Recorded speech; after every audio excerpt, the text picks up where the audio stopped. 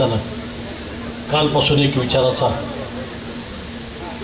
फार मोठा महाकुंभ या क्रांतिभूमीमध्ये आपण उभा केलेला आहे. आत्तापर्यंत अनेक वक्त्यांनी आपले विचार व्यक्त करून सर्व समविचारी आणि विद्रोही सांस्कृतिक चळवळीच्या कार्यकर्त्यांना एक विशेष अशी ऊर्जा दिलेली आहे. आपल्याला सगळ्यांना माहिती आहे की विद्रोह म्हणजे नेमकं काय, तर प्रस्थापितांची व्यवस्था आहे तशीच आम्ही कधीही स्वीकारणार नाही. समाजाच्या न्याय हक्कासाठी आम्ही लढत राहणार आणि संघर्ष उभं करत राहणार. अवनतहून आपल्या आपल्या प्रस्थापितांच्या विरोधात लढा उभारणार. याला विद्रोह असं म्हटलं जातं. आत्ता अलीकडच्या काळातच एक गेल्या महिन्याभरापासून आमच्या भागवत वारकरी संप्रदायामध्ये असंच एक संघर्ष सुरू आहे आणि तो संघर्ष संतांचा विचार आणि मनोवादी विचार असा एक संघर्ष आहे. वारकरी संतांनी मनोवादी परंपरेवर वैदिक कर्मकांडावर झोड उठवली आणि खऱ्या अर्थानं या समाजाला समृद्ध व्यवस्था देण्याचा प्रयत्न केला. परंतु भक्ती चळवळीच्या माध्यमातून अलीकडच्या काळामध्ये काही तथाकथित हिंदुत्ववादी संघटनेतले काही कार्यकर्ते मंडळी असतील, ते वारकरी संतांच्या विचारावर वैदिक आणि कर्मकांडाची पुटं चढवण्याचा एक अश्लील असा प्रयत्न करतायत आणि अलीकडच्या काळामध्ये ते फार या गोष्टीला उत्तानपणा आलेला असताना एक महिन्यापूर्वी एक खऱ्या संत विचाराचे वाहक म्हणून आम्ही त्यांच्याकडे पाहतो ते हरिभक्त परायण विकासजी लवांडे एक अतिशय चांगल्या पद्धतीचे प्रवचनकर आहेत. त्याने एक फार मोठा आवाज उठवलेला आहे आणि आत्तापर्यंतच्या परंपरेमध्ये आपण पाहतो की जे व्यवस्थेच्या विरोधात लढतात त्यांचा आवाज दाबण्यासाठी त्यांच्या अनेक मार्गाने त्यांचा आवाज बंद करण्याचा प्रयत्न केला जातो. लवांड्यांच्या बाबतीत असं घडलेलं आहे की आत्तापर्यंत या महिन्याभरामध्ये अभिव्यक्ती स्वातंत्र्याच्या माध्यमातून खरे संत विचार जे काय आहेत ते सांगत या समाजाला खऱ्या अर्थानं ज्ञात करण्याचं काम त्यांनी आत्तापर्यंत अतिशय पवित्र अंतकरणानं केलेलं आहे. परंतु काल सकाळी आळंदीमध्ये तथाकथित एका जातीयवादी एका वक्त्याने त्यांच्यावर शाईफेक केलेली आहे आणि शाईफेकीच्या संदर्भामध्ये विद्रोही सांस्कृतिक चळवळीनं या संमेलनाच्या माध्यमातून महाराष्ट्रातला पहिला ठराव केलेला आहे आणि तो पहिला ठराव वाचण्याचं काम एक वारकरी संत विचाराचा एक वाहक म्हणून मी तुमच्यापुढे पहिल्यांदा करणार आहे. तो ठराव असा आहे की काल म्हणजे 9 मे 2026 रोजी वारकरी संप्रदायाच्या दृष्टीने एक निंदनीय घटना घडली. खऱ्या मागवत वारकरी धर्माचे अवैदिक विचारांचा धाडसाने प्रचार करीत वैदिक कर्मकांड, अंधरूढी, अंध परंपरा याच्यावर वार करीत निषेध करणारे प्रवचनकार हरिभक्त परायण विकासजी लवांडे यांच्यावर हिंदुत्ववादी मनोवादी परंपरेच्या धर्मांध संग्राम भंडारे नामक वक्त्याने एका तकलादू कीर्तनकार म्हणून येणाऱ्या एका विध्वंसक जात्यांध व्यक्तीने शाईफेक करून संत विचाराला छेद देत काळीमा फसला. वारकरी संत विचाराला अभिप्रेत नसणारे अश्लाघ्य कृती केली. हा वारकरी संत परंपरेचा अपमान आहे आणि हा या भ्याड कृतीचा विद्रोही सांस्कृतिक चळवळ निषेध करीत आहे. सरकारने अशा वृत्तीला पाठीशी न घालता त्वरित कारवाई करून वारकरी कीर्तनकार जे खऱ्या विचाराचे वाहक आहेत त्यांना संरक्षण द्यावं असा ठराव बहुमताने 15वे विद्रोही सांस्कृतिक संमेलन करीत आहे. मान्य आहे का? टाळ्यांच्या गजरात हा ठराव सादर झाला पाहिजे ही सगळ्यांना विनंती. रामकृष्ण हरी. यानंतर कॉम्रेड धनाजी गुरव, आपण आपल्या ठरावाला हात वर करून टाळ्या वाजवून अनुमोदन द्यायचं.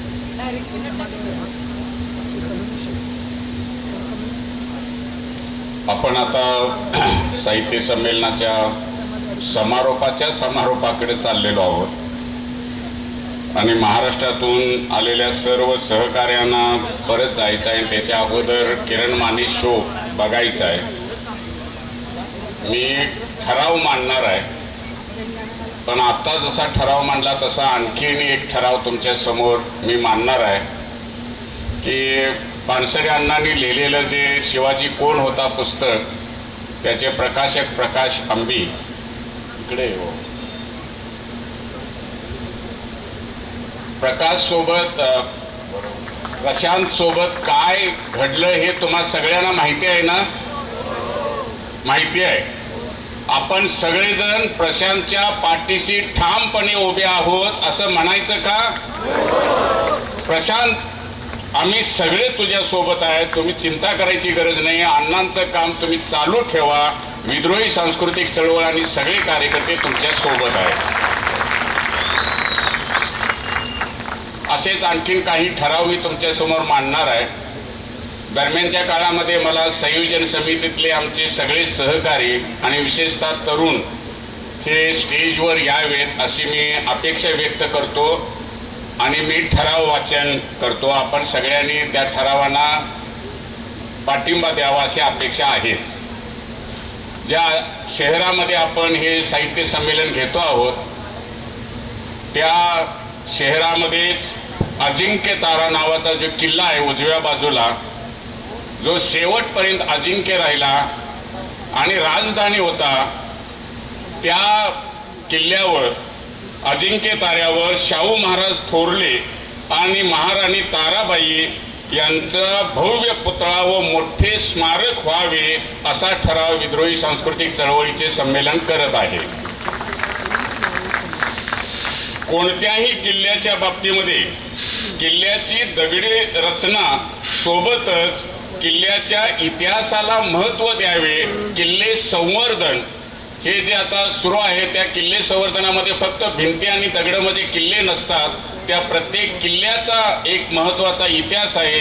त्या इतिहासाला सुद्धा किल्ले संवर्धनामध्ये महत्त्व द्यावे आणि तशा किल्ल्यांच्या संवर्धनाची योजना करावी असा ठराव विद्रोही सांस्कृतिक चळवळ करत आहे. शनिवार वाड्यासमोर हा ठराव जरा जास्त महत्त्वाचा आहे. शनिवार वाड्यासमोर आता एक पुतळा आहे आणि त्या पुतळ्याच्या घोड्याच्या टापांच्या खाली दोन्ही बाजूला दोन असं शेणी थापल्यासारखे पुतळे आहेत. काय म्हणतात ते, कार्विंग केलेलं शिल्प आहेत. ती शिल्प बघितल्यानंतर खरोखर मनाला दुःख होतं. ज्यांनी राज्य आटके पार नेलं ते फक्त पेशवे नव्हते, तर त्याच्यामध्ये जी मंडळी होती ती मंडळी घोड्यांच्या थापांच्या खाली येणं, टापांच्या खाली येणं आमचा अपमान आहे. म्हणून विद्रोही सांस्कृतिक चळवळ ठराव करते, शनिवार वाड्यासमोर महादजी शिंदे व मल्हारराव होळकर यांचे भव्य पुतळे झाले पाहिजे.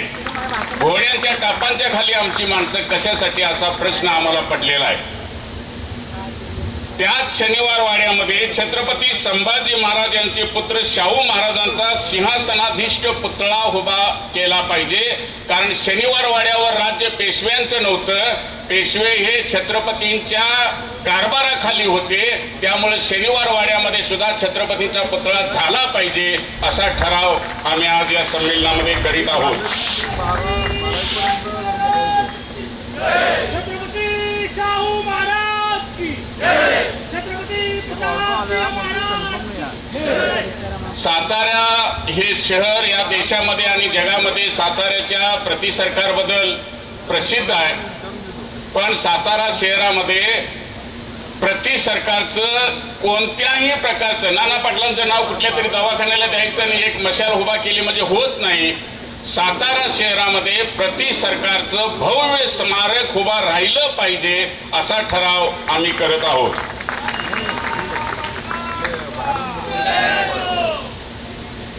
शिक्षणाच्या बाबतीतला ठराव आहे.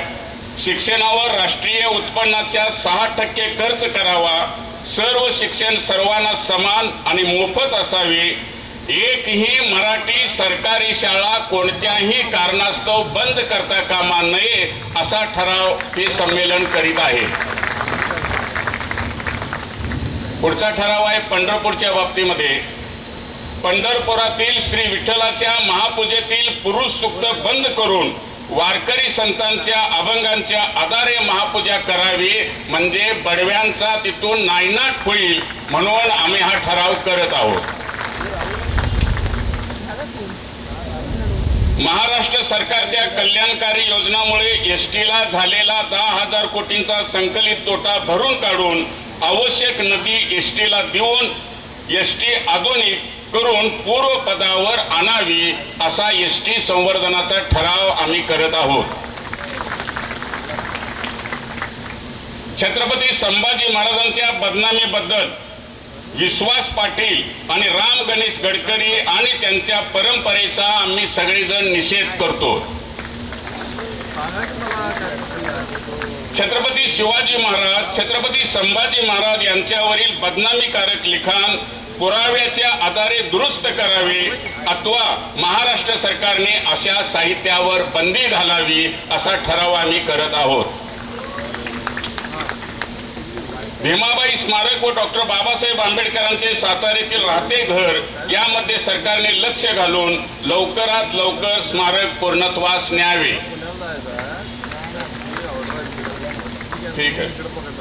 महात्मा फुले, कर्मवीर भाऊराव पाटील, क्रांतिशील नाना पाटील, लोकशाहीर अण्णाभाऊ साठे यांना भारतरत्न पुरस्कार द्यावा. मुंबई विद्यापीठाला अण्णाभाऊ साठे यांचे नाव द्यावे असा ठराव आम्ही करत आहोत. 2-2 हात वर करू द्या. अण्णाभाऊ साठे यांचे वाटेगाव येथे भव्य स्मारक करावे आणि त्यांचे विचार, कार्य व कला क्षेत्रातील योगदान दाखवणारे भव्य संशोधन केंद्र वाटेगावच्या हद्दीत उभे करावे असा आम्ही ठराव करीत आहोत. आता एक महत्वाचा ठराव आहे. रायगडावर छत्रपती संभाजी महाराज यांचे भव्य स्मारक झाले पाहिजे. रायगड आणि रायगडाच्या पायथ्याला संभाजी महाराजांच्या बाबतीत काहीही नाही हे आमच्या सगळ्यांच्या दृष्टीने वेदनादायक आहे. काही लोकांना त्यांच्या मृत्यूमध्ये इंटरेस्ट आहे, पण त्यांनी 8 वर्षे केलेल्या छत्रपती कारभाराबद्दल काही मत नाही. त्या छत्रपती संभाजी महाराजांचं भव्य स्मारक रायगडावर झालं पाहिजे असा ठराव आम्ही करत आहोत.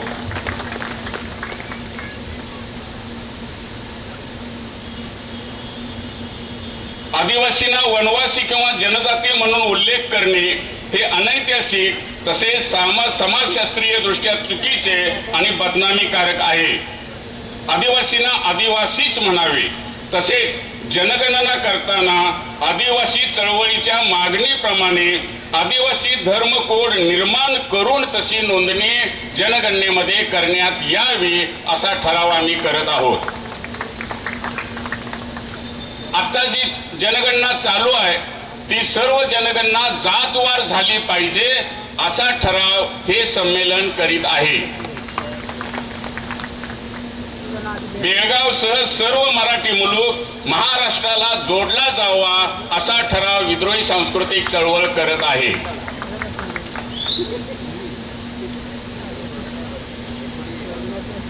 हे सगळे ठराव आता जे मांडले आणि माझ्या अगोदर प्रशांत आंबी यांना आपण ठरावानं पाठिंबा दिला आणि माझ्या अगोदर फडतरे महाराजांनी एक ठराव मांडला. या सगळ्या ठरावांना तुमचा पाठिंबा आहे ना?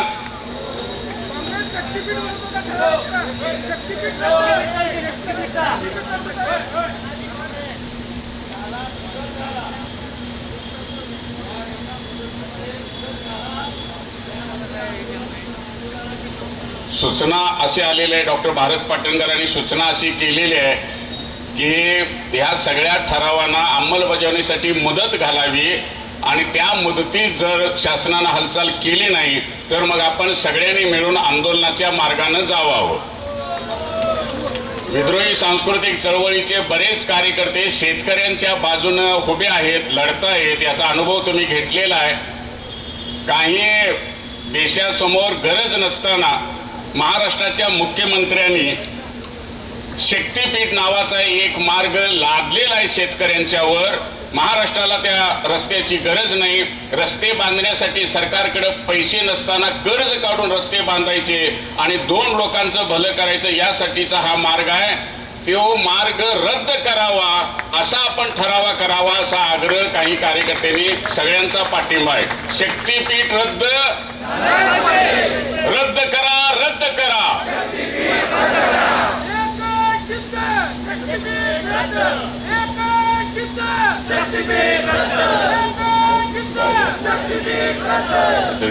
चर्चा झालेली नाही ते ठराव. मला असं वाटतंय की बरीच विषय असे आहेत की ज्याच्यावर आपण चर्चा करायला पाहिजे, निर्णय घ्यायला पाहिजे, ठराव करायला पाहिजेत. पण जे चर्चा झालेले नाही ते ठराव आता मी शक्तीपीठचा एक मानला तेवढाच. बाकी ठराव करून आपण पुढे जायला पाहिजे. चर्चा झालेल्या नसल्यामुळे आपण बाकीचे ठराव आता नंतर घेऊया.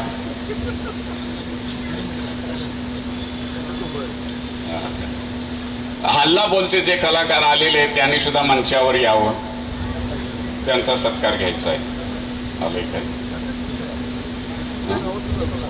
तू सांग.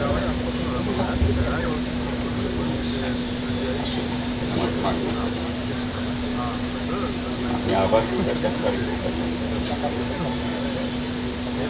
झालं की?